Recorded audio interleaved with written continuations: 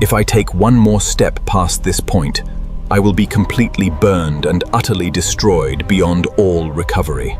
There exists a tree beyond the seventh heaven where even the mightiest angel in all creation was forced to stop. Its leaves stretch wide like the ears of elephants, and its fruits hang heavy like enormous clay jars of ancient lands. Colors no human eye has ever witnessed wrapped around its branches, shifting and glowing in ways no tongue could ever describe.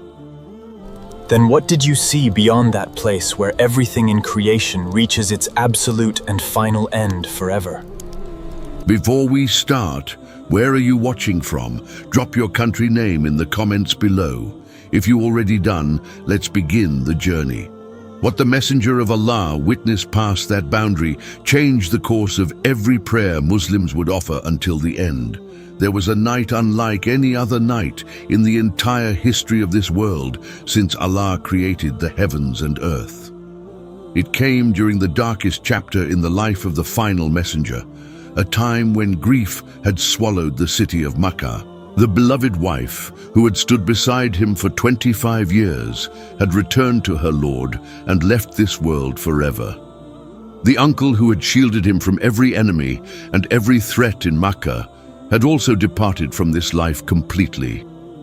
The streets that once offered some shelter now echoed with cruelty, and the people of Quraysh grew bolder in their persecution. They threw filth upon his noble back while he prayed, and they laughed as though tormenting a prophet was entertainment. He had traveled to the city of Taif, seeking support and hoping that perhaps its people would accept the message of truth. Instead, the people of Taif sent their children and slaves to chase him through the streets while throwing stones at him. Blood ran down his blessed feet and soaked into his sandals as he fled from a city that had rejected him completely. In that moment of absolute isolation, the Lord of all worlds decided to honor his messenger with a journey beyond imagination. One night, while he rested near the sacred house in Makkah, the angel descended from the heavens, carrying a divine command from Allah. His chest was opened and washed with the pure water of Zamzam, then filled with wisdom and faith from a golden tray. A creature was brought before him, white in color, smaller than a mule yet larger than a donkey, known as the Burak. Each stride of the Burak covered a distance as far as the eye could see, carrying him across the earth in moments. The journey began from the sacred mosque in Makkah and moved swiftly through the darkness toward the blessed land of Palestine. He arrived at the distant mosque where every prophet who had ever walked upon the earth stood waiting for him in rows. He led them all in prayer, the final messenger standing before every prophet Allah had ever sent to guide mankind on earth. Then the ascension began, rising from the earth into the first heaven, where gates stood waiting to be opened by divine permission. At every gate the same question was asked, and at every gate the same answer was given, and the same welcome was received. In the first heaven he met the Father of all humanity, the one who had been created by the hands of Allah. In the second heaven he met two noble prophets, and in the third he met another, each greeting him with warmth and honor. Through the fourth and the fifth and the sixth heaven he rose, meeting prophets who smiled and called him brother and righteous one. In the sixth heaven he met the one who had spoken directly to Allah on a mountain that trembled and shattered into pieces. That prophet looked upon him and wept, not from sadness for himself, but because he knew this final nation would surpass his own. Then came the seventh heaven, and at its gate he was welcomed into the highest realm any created being had ever been permitted. There he saw the ancient house known as Bait al-Mamur, where 70,000 angels entered each day and never returned again. Every single day, a new host of 70,000 angels would enter that house to worship Allah, and this cycle would never end. The number of angels worshipping Allah at that house alone was beyond anything the human mind could ever attempt to calculate or grasp. Then beyond that ancient house of worship, standing at the uttermost edge of creation, he saw something that would change everything he knew. A tree appeared before his eyes, vast and magnificent, rooted in the highest place any creation had ever been placed by Allah. This was the Sidrat al-Muntaha, the Lote tree of the farthest boundary, mentioned by Allah himself in Surah An-Najm.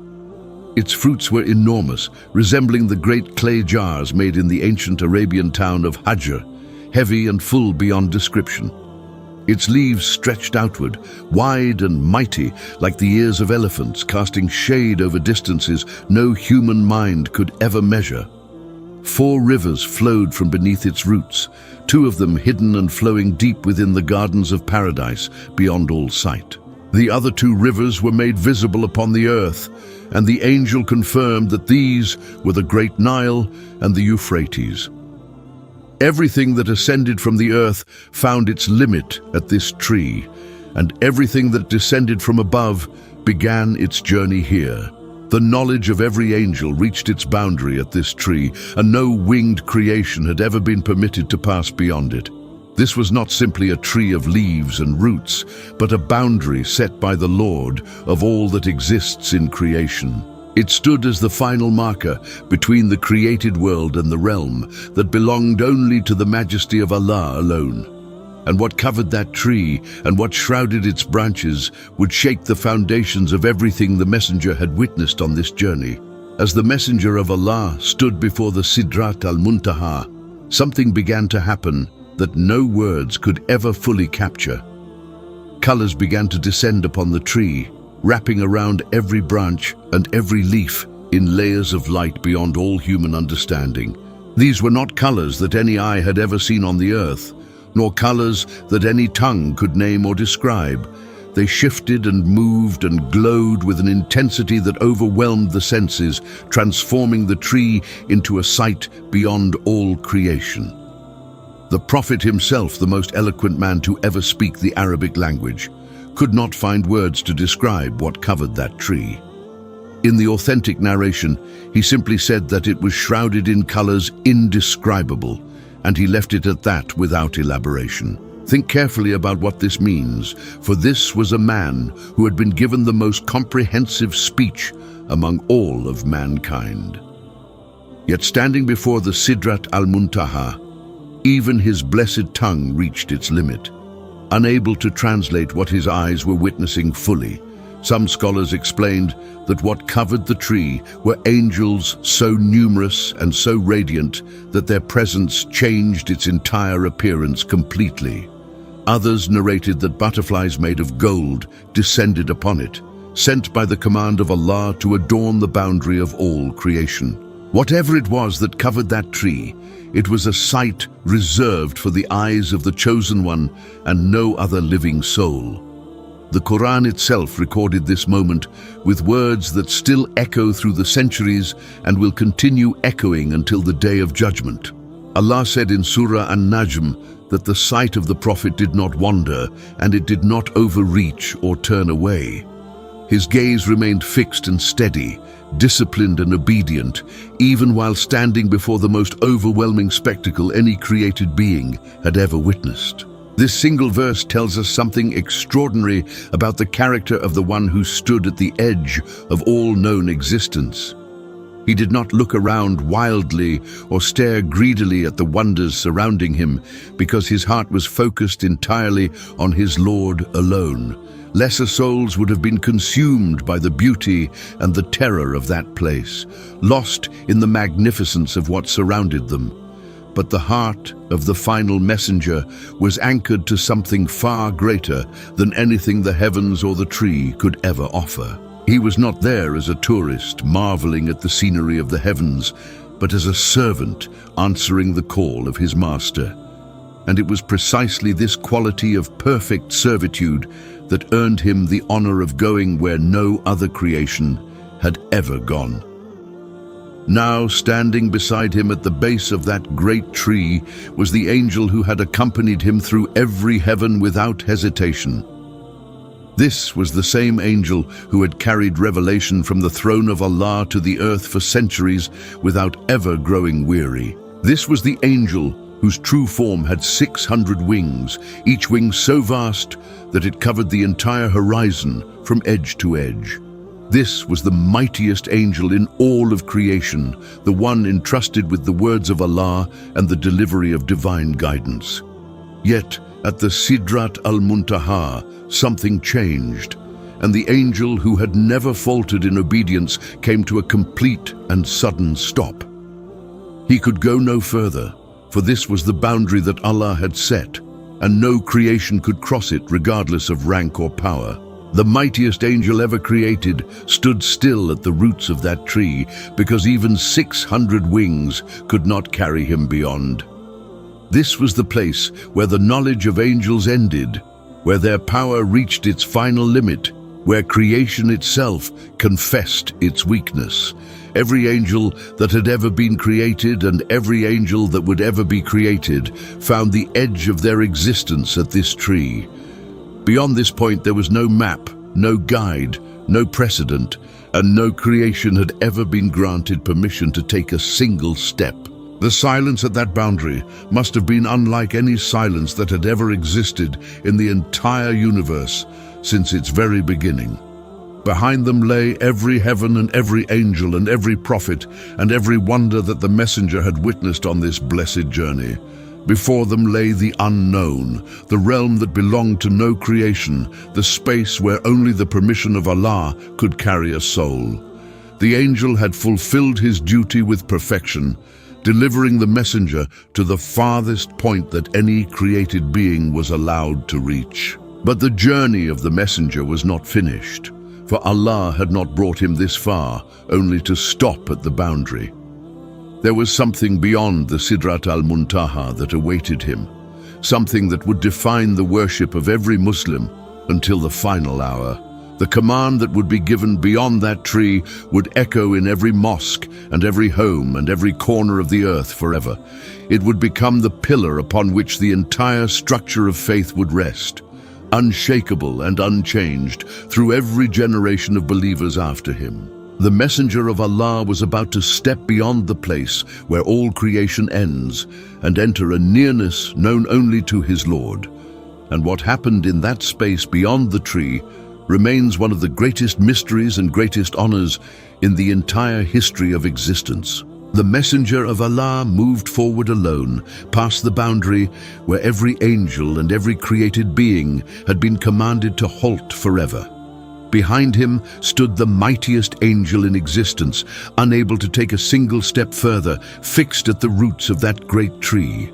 Before him lay a realm that no prophet before him had ever entered, a space untouched by any wing or any footstep of creation.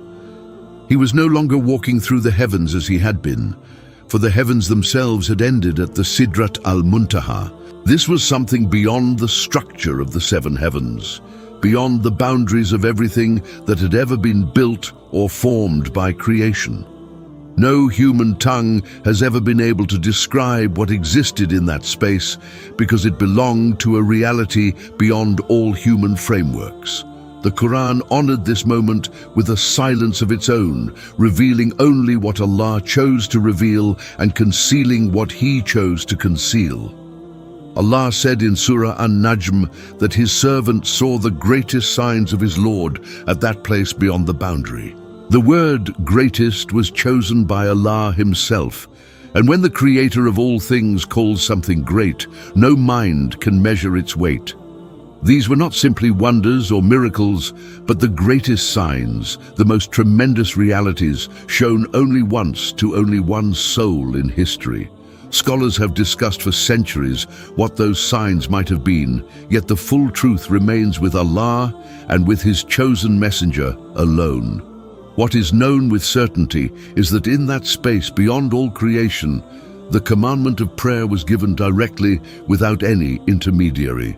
50 prayers were enjoined upon the Muslim nation, a commandment delivered in a manner and a place unlike any commandment ever given before. This was not a revelation carried down by an angel through the heavens, for the angel himself had been left behind at the tree. This was a direct address, a divine instruction given in a nearness that no other prophet and no other creation had ever experienced before. The weight of 50 daily prayers was placed upon the shoulders of a nation that had not yet fully come into existence on earth. The messenger of Allah accepted the commandment with complete submission, for he had never questioned his Lord, and he would never begin to question now. He turned back from that place carrying the weight of this obligation and descended until he reached the one who waited for him below. The prophet who had spent a lifetime struggling with his own nation stood there and asked what commandment had been given beyond the boundary. When he heard that 50 prayers had been enjoined, his experience with his own stubborn people made him certain that this burden was too heavy. He urged the messenger of Allah to return to his Lord and ask for a reduction, for he knew the weakness of human nature. The messenger of Allah returned to that place beyond the tree and asked his Lord for a reduction with humility and complete respect. The number was reduced and he descended again, only to be met with the same counsel from the same prophet who waited below. Again he was told that the burden was still too great and that the people of his nation would not be able to bear it. So the messenger of Allah ascended once more, crossing beyond the boundary of creation again, entering that space of divine nearness a second time. Each time he returned with a lesser number, and each time the prophet below told him that it was still too much for mankind. This journey back and forth beyond the Sidrat al-Muntaha happened not once or twice, but multiple times in a single blessed night. Think about what this means.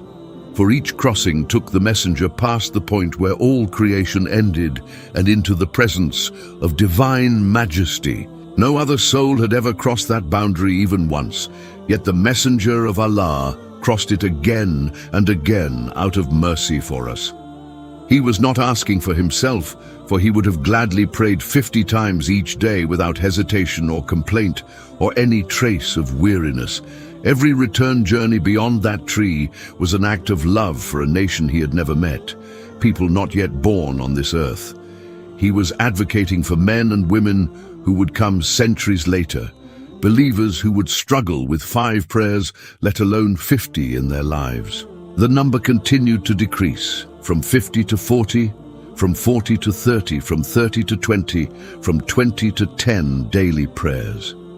Finally, the commandment settled upon 5 daily prayers, and the divine promise accompanied it that 5 would carry the reward of 50 in weight.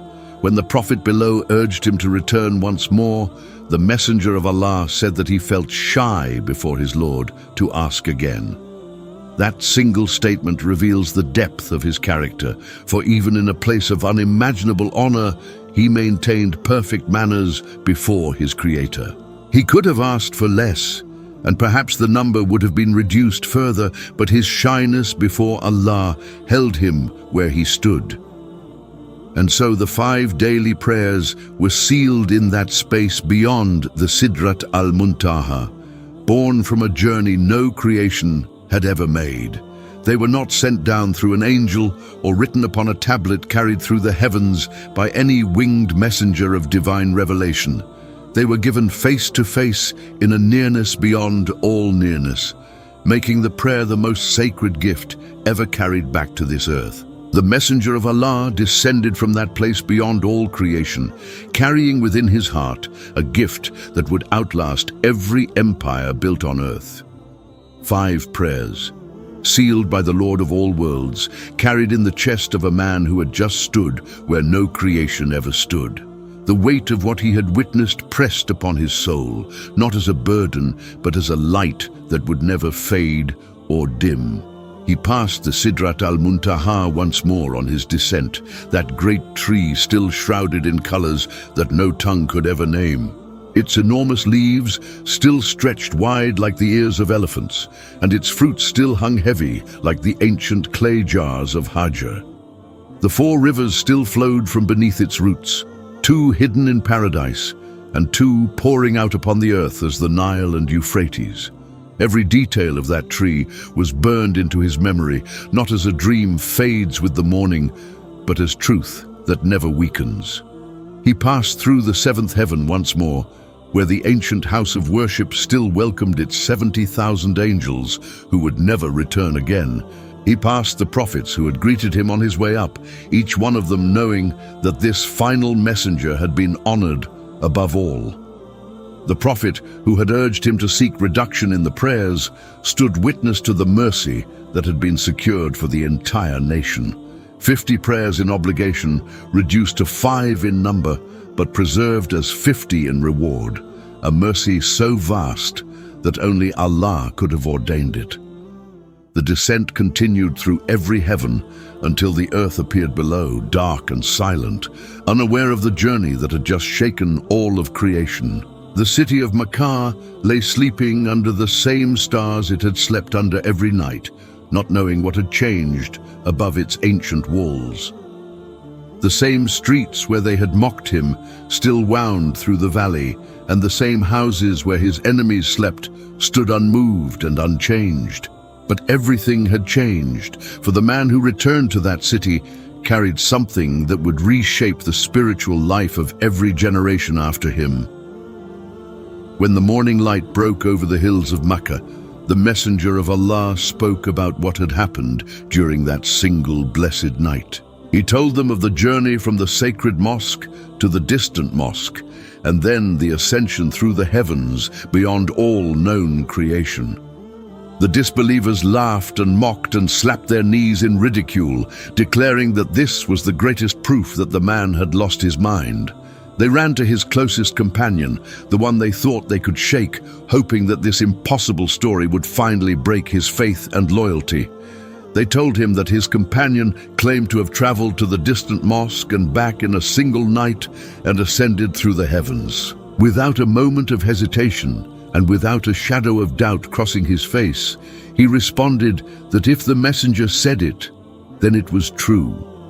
That response was not born from blindness or ignorance, but from a certainty that had been built over years of witnessing truth from that blessed man. He had watched the messenger receive revelation from the heavens, and he knew that a man who spoke the words of Allah would never fabricate.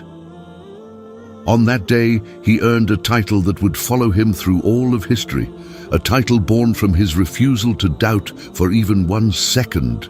The disbelievers demanded proof and asked the messenger to describe the distant mosque in detail, testing him before crowds who had actually visited that place.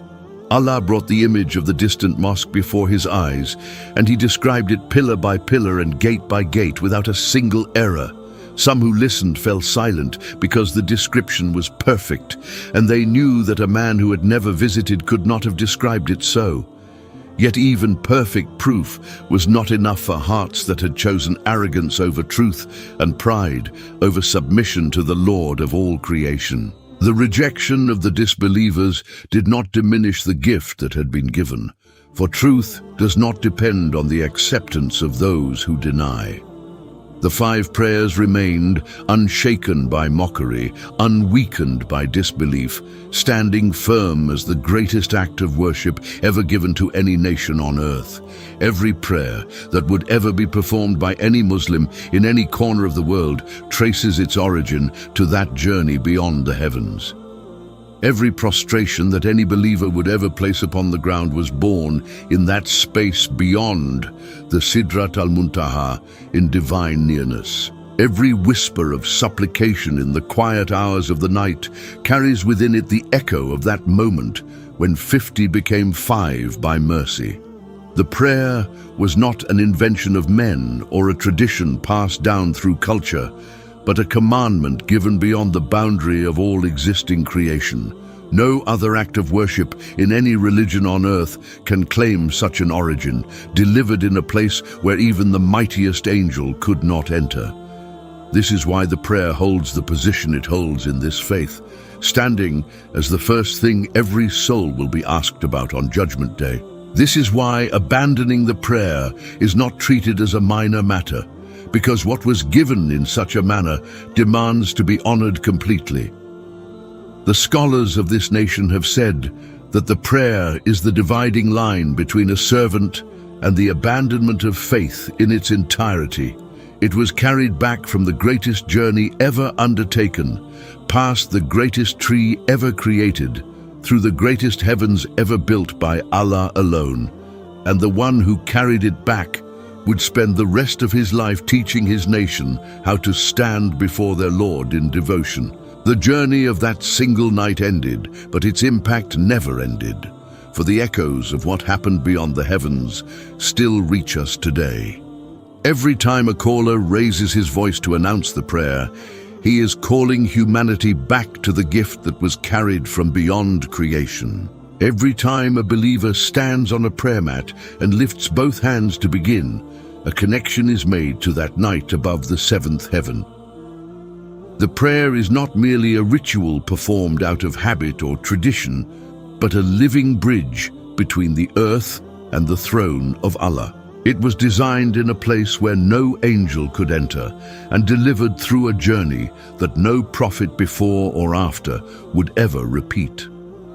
This is why the prayer feels different from every other act of worship, because its origin is unlike anything else in the history of faith. When a servant places the forehead upon the ground in prostration, that servant reaches the closest point a human being can reach to their Lord.